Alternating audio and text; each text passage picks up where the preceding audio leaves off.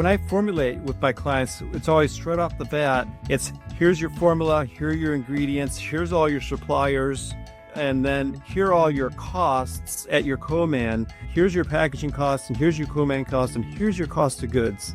So right from the beginning, start to formulate with your cost of goods target, right? Because what you want to do depends on where you need to be in that price point. So I basically recommend, and what I do with my clients is we work all three together. So by the time we have it, you can go to that co-man, you can scale it, and you know you'll be making money the whole time.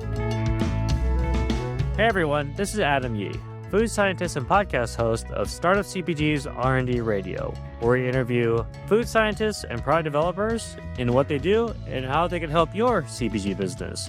Today, I'm interviewing Guru Hari Khalsa, an accomplished food and beverage product developer consultant with over 40 years of experience in consumer packaged goods innovation, food science, and manufacturing scale-up.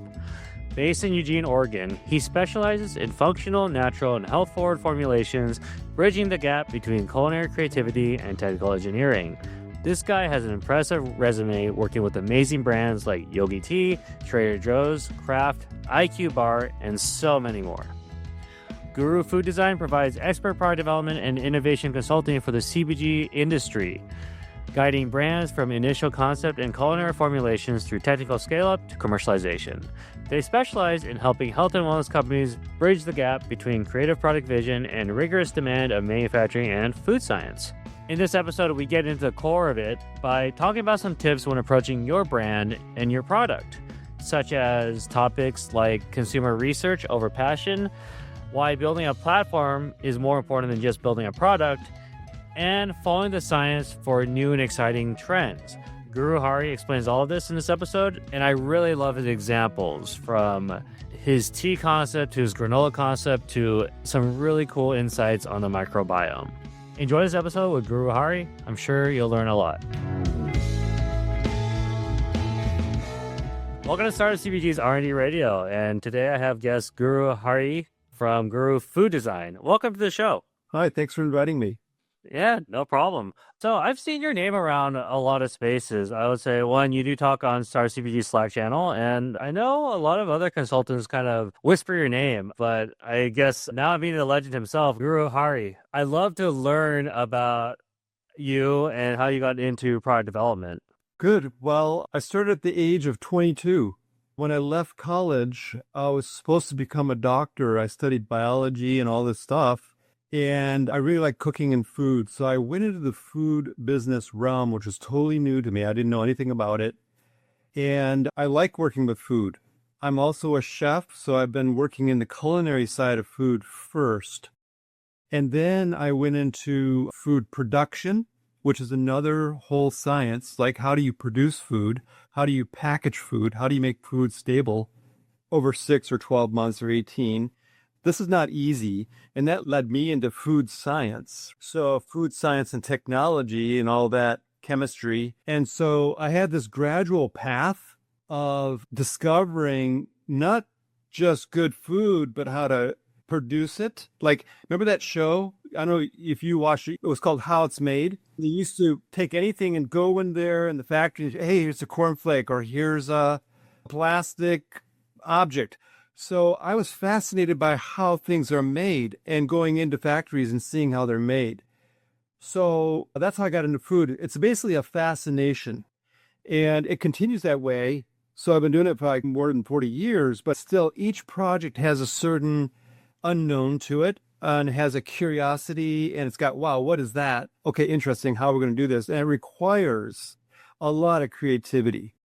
It is math, it is science, it is chemistry, all that. It is all this production. However, the job of a food scientist is half artist, half scientist. So you got to understand food that we're eating, because we're consumers and we're humans, and we're trying to enjoy this experience. But you got to understand how it's made and how it's going to scale. Like, how can you do one in the kitchen? How can you do 1 million in the factory? And so it's fascinating. You know, there's no end to the discovery. So that's how I got into it. Just like curiosity, I would say. I could have gone into restaurant business or food service. No, I went into food production on a large scale. Yeah, it's super cool. What do you think is the difference between kind of this restaurant industry and culinary versus food production? What are some things that you kind of think about as someone approaches you with a food product idea? Right. Well, the easiest way to create good food is in your own kitchen. You have all fresh ingredients. You can do what you want. You can cut, do whatever, and you can add things. You can time things. You can shift things. It's the easiest, like being your own chef or being in a restaurant cooking as a chef, even though that's complex because they got to be really skilled. But still, food service, then you have to make these repeat meals. And that's a little difficult because you have to do it at the same time, pretty much the same formula and flavor and textures at the same time. A little tricky.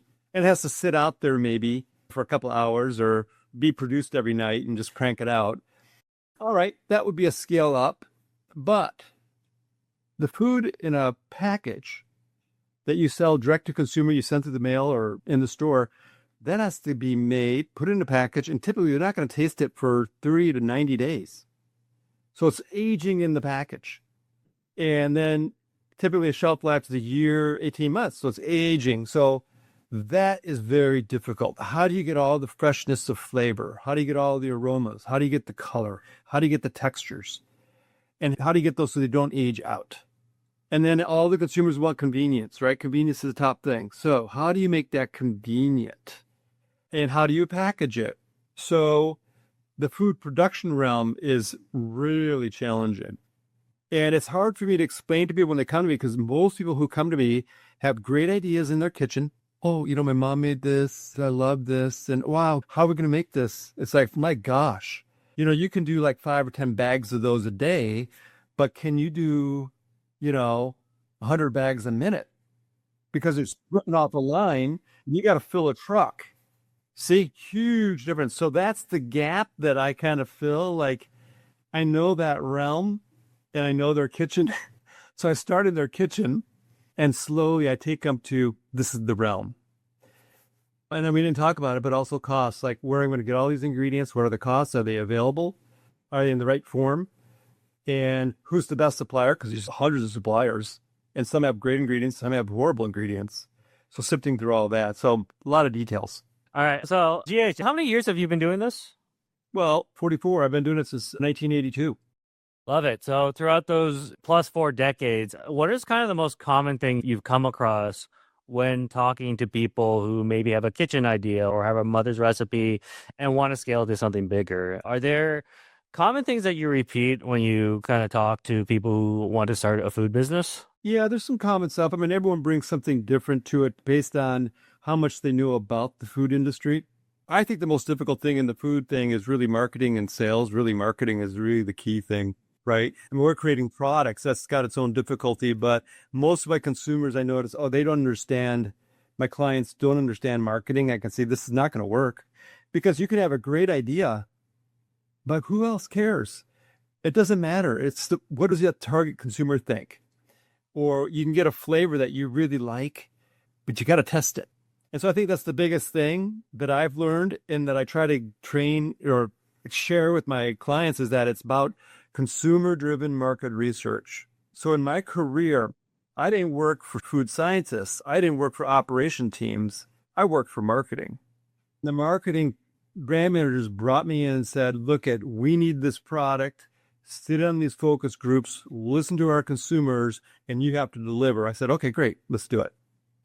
So most of the people doing products, especially now, because you got everyone flooding in with these ideas, is their friends and family. Dangerous. Okay, start there, but dangerous. At some point, you got to take it out to people who don't know you and let them decide. Like world-class method there is when you think you got your product, you send it out to, let's say, 100 people in-home use test. There's your product that's got some numbers on it, and there's 2 others that got some numbers on it. They taste it blindfold, and they have to score your product and say, this is the one that I prefer. And you need to have 80% of those people to prefer that product. Then you release the product for production. Now that is consumer marketing research. Now that's how I was trained. Now, back to your question. Most of you I work with, they don't do any of that. Okay, it's expensive, but you can still do it creatively. You can gather 10 or 20 people, friends of friends that don't know, and you can make it neutral. So you can still do it with low budget. But Adam, I would say most people, they're focusing on their idea and they get passionate about the idea. They get emotional with their idea. They fall in love with their idea. But the consumer, the target consumer, those are the guys you have to get to fall in love with your idea. See, now that's difficult. So that's the main thing that I see. Yeah, I agree with that. Like, I work with a lot of founders too, a lot of people who just start. And the thing I focus on is something called like an MVP, a minimum viable product that you can get to consumers and just test, right? Because, you need to have consumers or people, strangers, taste this product to get validation that this will work, or else you're just going to burn a lot of money, right? Yeah, exactly. Now, I'll preface this by saying there are some people that don't need consumers and go straight to market. And if you're really talented, yeah, you can do that. But I've only seen like really good chefs do that, or really good foodies. They're like coming in, they know what the good flavor is. Like, I don't need consumers to tell me. I know what it is, and I'm going to set the bar, and I'm going to say, this is the product, and you're going to come up to my bar and people buy it. But those are usually premium products. Yeah. And I would say those either have a following already or they validated through other means, right? Yeah. But I would say that maybe you've got a real hot idea that's really good and you just know it. Okay, that's fine. We're not speaking absolutes, but just general. So yeah, of course. 4 decades of doing this, I trust you on the common threads over here. And there's always a kind of a normalized curve in terms of like how trends work and how people view food products. So I do think there's some common ground here, is that more people need to validate with their kind of early consumers, right? Yeah, if you look at the large CPG companies like Procter & Gamble and Johnson & Johnson, all these huge companies, they've got the marketing and the product development down to a science. And these are the practices. So it's not just me speaking. It's like, how do you ensure the highest rate, the lowest risk that your product's going to succeed? What's the current number? Is it 80, 90% of these things fail, And typically they fail because the brand was, that's another aspect of this. I would say the second aspect would be your brand and your story has to be really compelling. The product's going to match it. But, I would say the second thing after consumer research is your brand story. But seeing your website, I see a lot of really great brands that you've worked with, huge brands, right? And I'd love to get more advice on what these big companies kind of do to kind of validate consumer insights. I know, you do sensory tests and all that, but is there a core that might be useful for early brands or people with just an idea? Okay, so let's talk about this without spending $500,000 on market research to launch your product in a regional test, okay? That's what these guys do. So we're not going to do that. So let's come back to, I've got a budget of $5,000 or $10,000 or whatever. So first of all, get your idea, and it's a concept. So work it out, so you got the basic product concept. So a prototype concept, you've got it. And then, look at the costs, and then look at how it's going to be made. And then look at the costs of this. When I formulate with my clients, it's always straight off the bat. It's here's your formula, here are your ingredients, here's all your suppliers, here's your packaging costs, and here's your co-man costs, and here's your cost of goods. So right from the beginning, start to formulate with your cost of goods target, because what you want to do depends on where you need to be in that price point. So if you're developing, let's say, a ready to drink, and it's got to be on shelf for $6, and you got to wheel it back. Okay, I need to have this 50% gross margin, so my cost can't be higher than $3 a can, period. And that's the starting point. But formulate to that in the beginning, because you could do all these wild, beautiful things, but you got to hit that cost. So you got to hit nutrition, you got to hit formula, you got to hit the cost. And so you got to keep coming back. So I basically recommend, and what I do with my clients is we work all three together. So by the time we have it, you can go to that co-man, you can scale it, you'll be making money the whole time. So I think that's really wise. I think a lot of people just work formulas, work stuff, and all right, but you got to work all the details. For sure. Do you have an example of some of these products that you've worked on, whether big or small, that you found to be that balance of cost, nutrition, and taste? Well, everything I work on does that. I wanted to share one project I thought was pretty cool because we did all the right steps. but it was actually a yogi tea that we developed, the Perfect Energy. And so we knew what the flavor profiles had to be because we figured out how to make a great tasting yogi tea. But then we needed some functionality in there. So everyone was drinking these herbal teas in the evening, and there was this whole morning space, the coffee space. How do we bring caffeine into this herbal tea, make it believable, make it taste great? And then how do we give some advantage that maybe coffee can't give? So that was the project. And we came in and we figured out how to do it with green and black teas for the caffeine. We figured out that consumers liked nutritionally. They wanted about 80 milligrams of caffeine to get their day started in general. And then what people do is they go 80 or 160 or 240, whatever. People will dial up their caffeine from waking up till about noon, and then they've had their caffeine and then they're done. But everyone does that so they can use the beverage. So we got 80 milligrams so they can start dialing it like a coffee, have 1, 2, 3 cups. And I feel the same. And then we added something else nutritionally to it. We added so you don't get the jitters. Like when you drink coffee, it gets a little bit, the jitters, or you get the steep drop. So we gave them caffeine from the nice Assam black teas. We gave them herbs and things that were like adaptogenic. And then we gave them a little L-theanine. So they got the tea, but they also stayed calm. So now they had something that was perfect energy. It was like better than coffee, but we also had it taste really nice on these beautiful flavors that we could expand out over tangerine or vanilla or whatever, caramel. We could do the platform. So that was a nice example of a project where you're developing, and it's a good thing for all the CPG people, that you want to develop a unique platform, not a product. And then once you've got that, you can add flavors and functions and you can grow it out. But it's that unique product platform. See what I'm saying? So now we've got the Perfect Energy line. Cool. Oh, this is what I need. But then we offer it in 3 or 4 flavors. And then every 2 years, you can refresh the flavors. That line's still going. I did the same thing with Trader Joe's. Trader Joe's, you go there, you still see these 4 or 5 or 6 cereals that I created like 20 or 30 years ago. The vanilla cluster, the maple pecan cluster, the raisin bran, they're all these flake and cluster cereals. Well, what we developed for Trader Joe's, we started with granolas. That's one of my specialties. And they said, well, we got 20 granolas. We can't sell any more granolas, Trader Joe's. So we said, well, okay, they told us, create something new. So we created this really light, crispy granola, a cluster, and then we added flakes. We created this platform. The thing took off. And around it, we created really good flavors. And so as you walk a Trader Joe's store today, 25 years later, they're still there. They're like icons in the store. They're still top sellers. So back to the story. What the big companies do as well, get back to your question, is they develop a product platform, something unique to you and your brand. And then that platform makes it easier to work. You just add flavors, move it, add functions, move it. That's, I think, kind of what you focus on. When each client comes to me, I'm like, okay, what's your platform? And can we optimize your platform? How is it the texture? How's the flavor? How's the nutrition? Okay, I optimize your platform and then we work flavor. Yeah, for sure. This makes total sense. Like, I think we'll just give an example, like a protein bar or protein shake. Generally, those have like a protein platform, right? There's a certain protein in there, and then they flavor it with whatever. And you do see a lot of companies, when you thread the needle, do have these awesome platforms. I do think the more successful companies have a focused platform that they can take things out, put things in, right? Yeah, but if you're doing CPG and there's a lot of brands out there, one thing to think about, let's say you want to do a protein bar.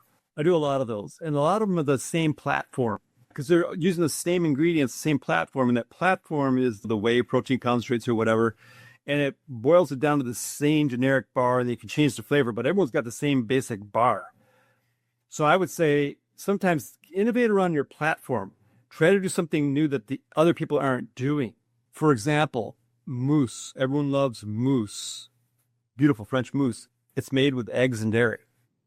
And so I created a platform where we duplicated it with vegan, plant-based nuts, rice, nut milks, and we did it.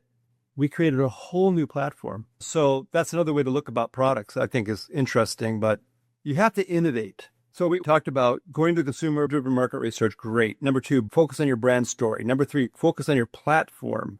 Where's your platform? Is it unique? Is it compelling? Is it motivated? Very nice, because your product's going to sell, but the platform is unique. People are always looking for something new, right? Novel, either new flavor or new sensations, and that's the platform.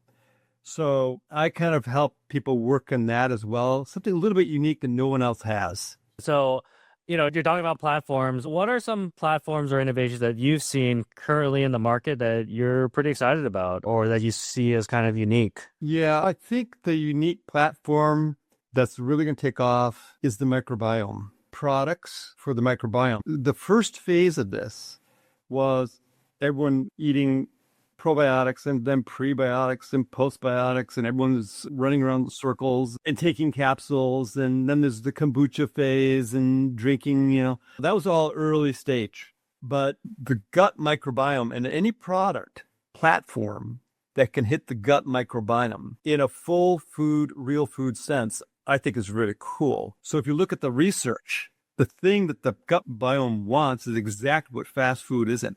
It wants a lot of different things, but very little of each of them, right? Because we're a human body. We're like these mammals, and we've been evolved over millions of years, and we're not used to these small ingredient statement processed foods. That's why everyone's gut's getting screwed up. It's like, that's not what we're supposed to be. We're supposed to have like 5 nuts, 5 seeds, 5 fruits, 5 botanicals, 5 grains, all in one. So the interesting platforms that I'm working on, that I'm kind of encouraging also my clients to work on, is this gut microbiome platform. It's not going to go away. The science is really proving it out. It has been for a couple of decades. I've been watching it. So I know the science is going to go there, and the medical science will go there too. So I think it's a really cool space to get into, but also look at the consumers. Clean label, right? Real foods, sustainable regeneration farming, with all that stuff. It all goes into this, and that's where it's going to go. Well, I think the next 5 or 10 years. I tend to see further out than marketing, so usually I have to come back. Okay, that's great 5 years out, but let's just look at 1 or 2 years here. But I think that would be the platform I'm excited about. Where do you read more about that? Just do your research online. There's a lot there. There's an interesting company in the UK called Zoe, Z-O-E. They've done all the research already with doctors and science. They've already got it going.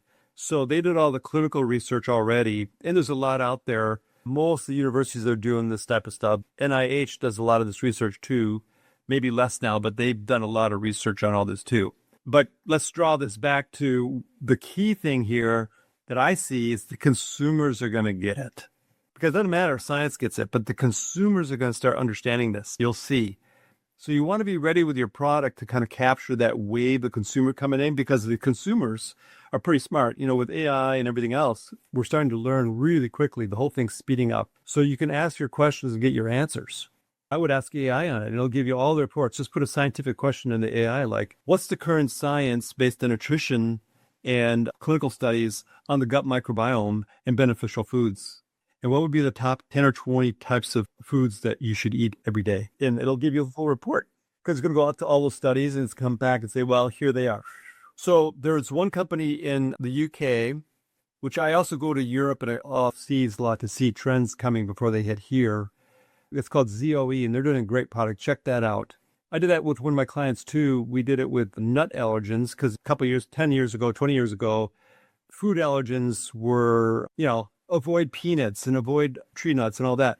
And now the whole thing switched because of some studies that were done in the UK about 30 years ago saying, no, introduce tree allergens to people early on, young children early on, infants early on, and they won't get it. So the whole science changed. So you got to follow the science. See, also, that's what I encourage you, follow the science. That's where I find my trends. A lot of it's, where's the science? And sooner or later, the consumers will catch on. Yeah, and I think we've seen this with several trends, right? Generally, the science is early out, and then the consumers catch on. I think it's kind of a strike of lightning, but I'd love to hear your opinion on it. But it does seem like there's always a scientific backing when it comes to a new trend. I agree. Yeah, totally. There's no way you can educate consumers. So a lot of my clients have this great idea. They want to educate the consumer. Yeah, I tell them it's really expensive to educate. Yeah. You can't do that. So that's the point I wanted to make, a simple point for CPG. Yeah, I agree with that. We got to know it already. They got to get it. Okay, then go with it. And that's why everyone's running after things, because consumers, let's go after it because they get it. I think a lot of my clients try to, but you cannot educate your consumer.